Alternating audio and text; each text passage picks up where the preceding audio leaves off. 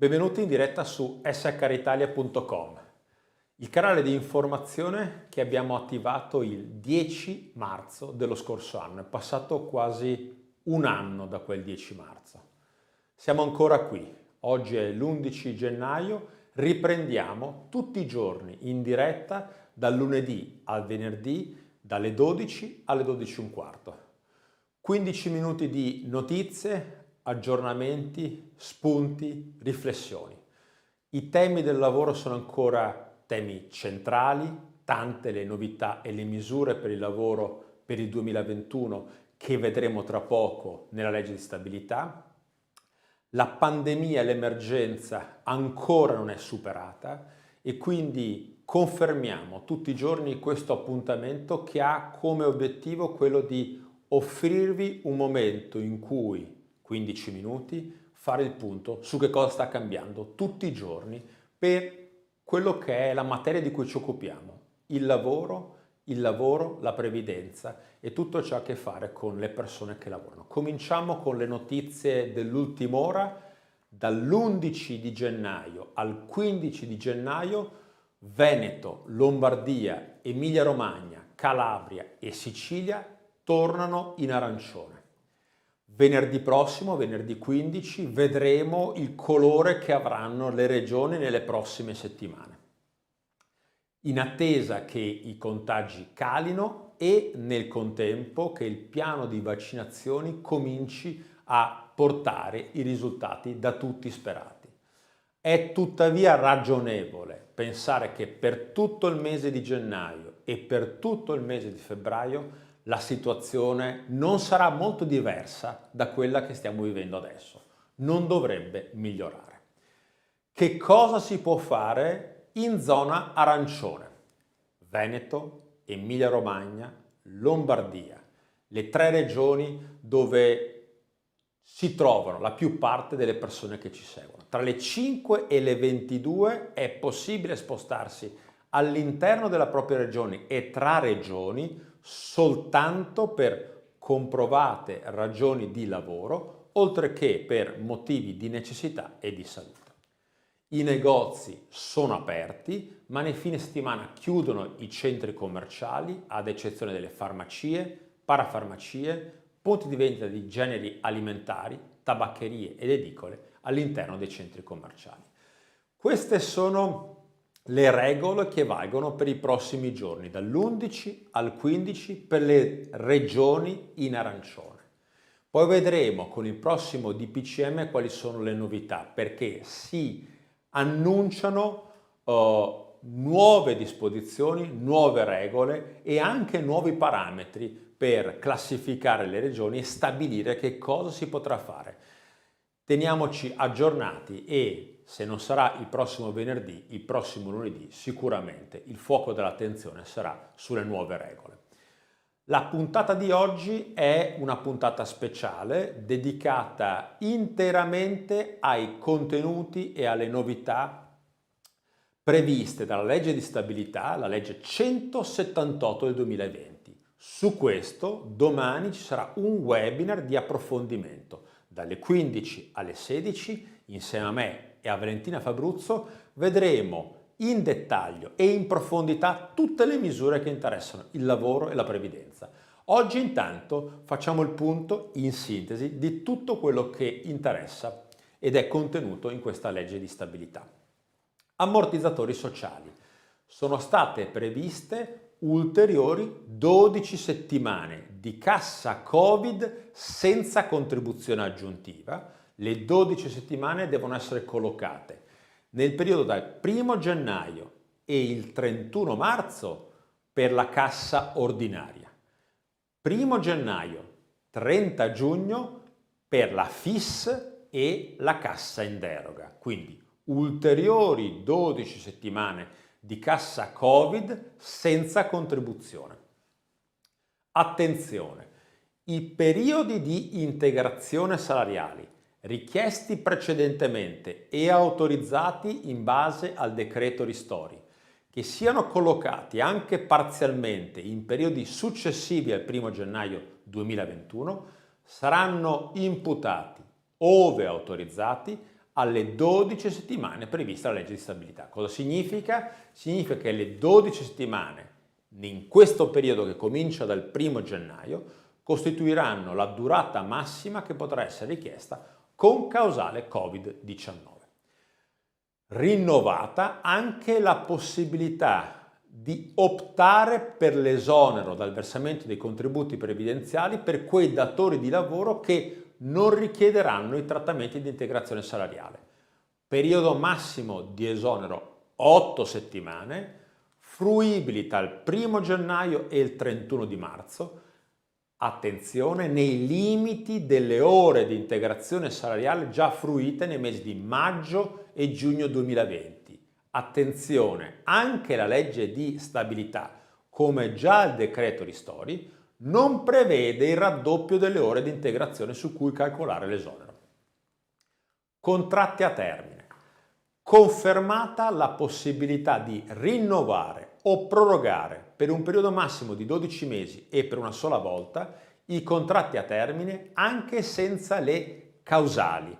Le causali contenute nell'articolo 19, comma 1 del decreto 81/2015. Questa facoltà di rinnovare o prorogare per una sola volta per 12 mesi i contratti a termine anche a scopo di somministrazione c'è fino al 31 marzo 2021.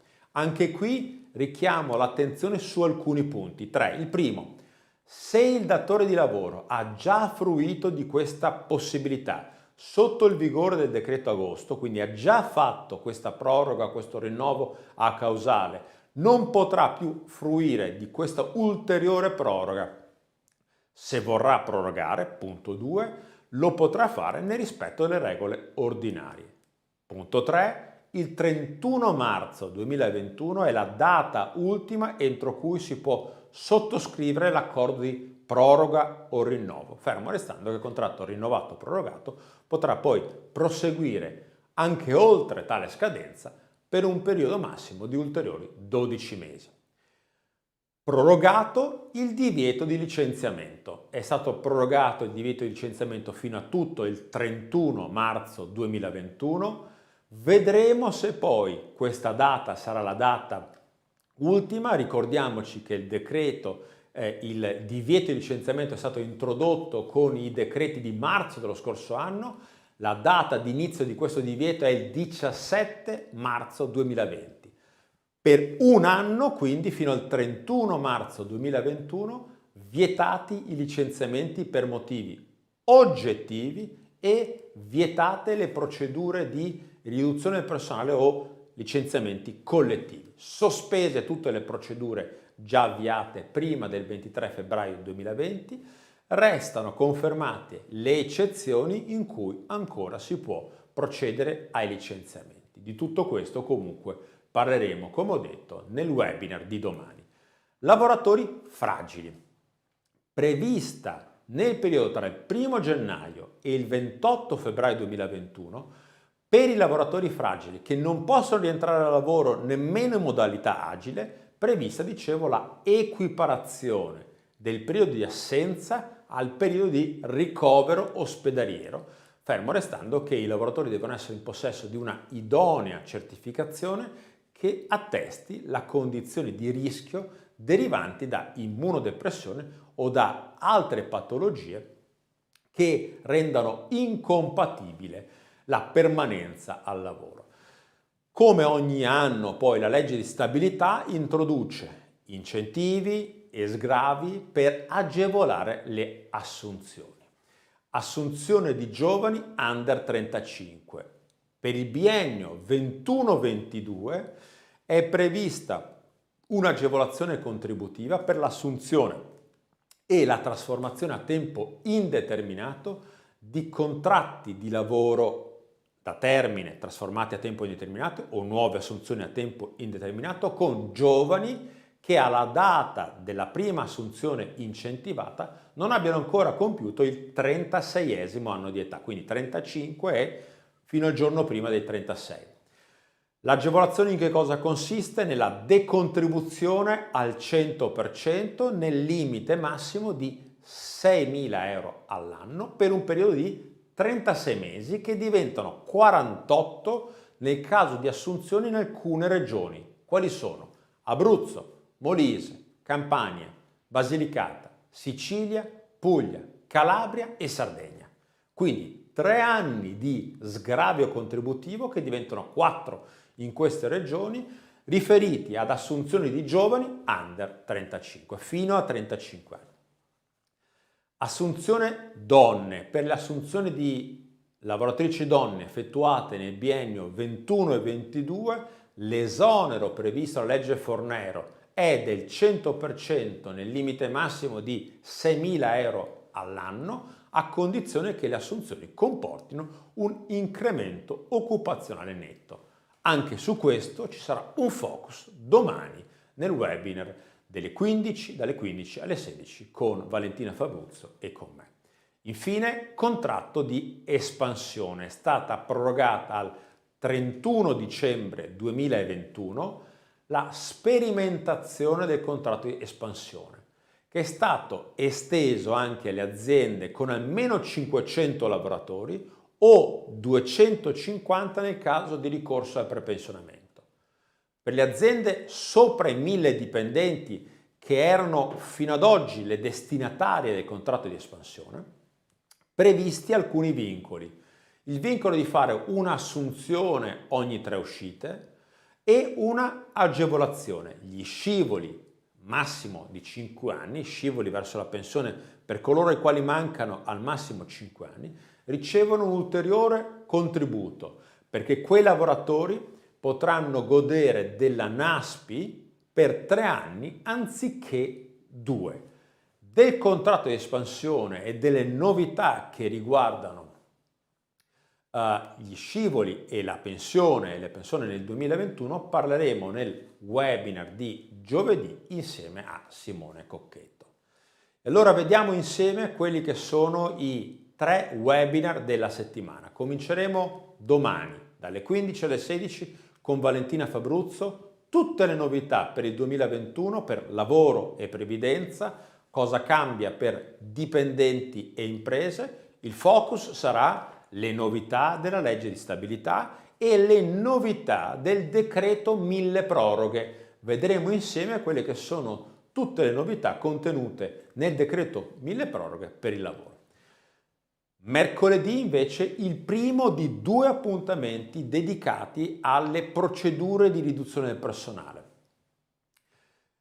Fino a tutto il 31 marzo del 2021, come sappiamo, sarà vietato procedere a licenziamenti collettivi o avviare procedure di licenziamento collettivo, ma dobbiamo comunque fare il punto su quelle che sono le procedure, perché il tema della riorganizzazione sarà un tema chiave nel 2021.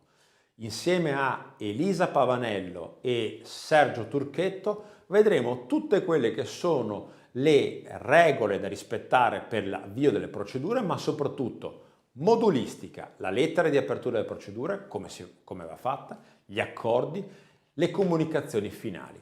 Per chi non ha mai seguito procedure di questo tipo, sarà un utile momento di approfondimento. Infine, giovedì, nell'ambito del piano React Italia 2021, tutte le novità in materia di pensioni e scivoli per accompagnare i dipendenti al pensionamento.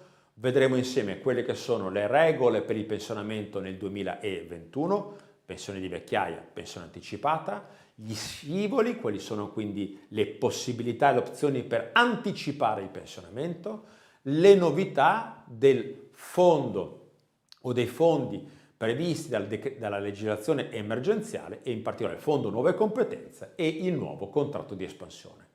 Questo è tutto per la prima puntata dell'anno 2021. A tutti voi l'augurio di una buona continuazione e grazie per continuare a seguirci. Ci vediamo domani, sempre in diretta, dalle 12 alle 12:15.